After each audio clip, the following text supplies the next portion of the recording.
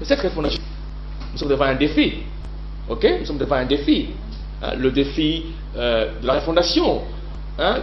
Quel est le grand défi actuellement? C'est le défi du changement de mentalité. Ok? Les mentalités qui doivent changer. Bon, c'est ces mentalités qu'on doit changer. C'est avec quel discours? C'est pas un discours politique. Hein?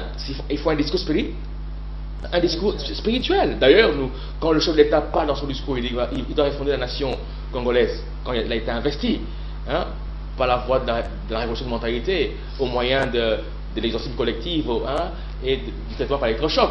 Quand on va à l'exercice collective, on sous-entend quoi? Une démarche spirituelle. Parce que pour exorciser les démons, n'est-ce pas, qui envoûtent cette nation, qui empêchent cette nation d'aller de l'avant, hein, qui maintiennent cette nation dans une sorte de léthargie, hein, qu'est-ce qu'il faut? Ça demande de purifier l'espace. Il faut un discours spirituel. Hein? Et ça, c'est le travail, je pense, c'est le travail de ceux qui en ont la charge. Hein? Et heureusement, je constate d'autres signes qui sont forts. Par exemple, l'Église catholique, avec son Excellence l'archevêque Mosengo, quand il a parlé de son thème, de son thème du mandat, Christ Botelema, Telema Ongenga. Vous comprenez quoi? Donc, on sent, hein, chez les protestants, dernièrement, c'est quoi? Réveille-toi, toi qui dors. Donc, nous sentons qu'actuellement que le temps que Dieu avait annoncé est là.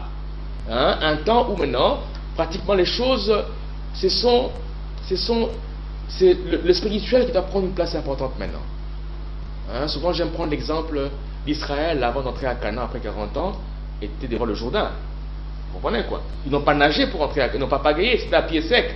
Lorsque ceux qui portent l'arche, les sacrificateurs, sont passés devant pour que la route soit dégagée. Je crois qu'aujourd'hui, nous sommes à une période où le pays a besoin de l'apport de l'Église pour la réconciliation nationale.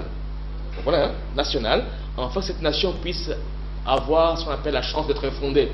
Parce que moi, je crois que la réconciliation nationale est le fœtus dans lequel se trouve la nouvelle conscience congolaise, quoi, pour sa refondation. Et je crois que c'est ce travail de l'Église. Et les signes sont là. Les signes d'accomplissement du destin politique est là. Hein? Et le grand travail maintenant, c'est le travail de l'Église, je crois. Hein? C'est l'Église qui doit aider la nation à se réconcilier. Eh bien, si cette réconciliation, moi je ne la vois pas d'abord politique. Hein? Pas seulement politique, c'est-à-dire que se réconcilier comment? Se réconcilier dans la vision de la démocratie. Okay? Nous avons d'un côté ceux qui gouvernent, de l'autre ceux qui sont à l'opposition, ainsi de suite.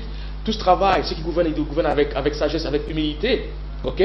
Ceux qui font l'opposition, une opposition constructive, sans haine. Hein? Et tout cela géré par ce qu'on appelle la force morale de l'Église. C'est l'Église qui doit maintenant, comme un bateau qui navigue dans l'océan, vous comprenez quoi? Hein? Les capitaines qui doivent gérer ce qu'on appelle tous ces comment dirais-je, tous ces remous, hein? les remous politiques qui sont comme des vagues, hein? Hein?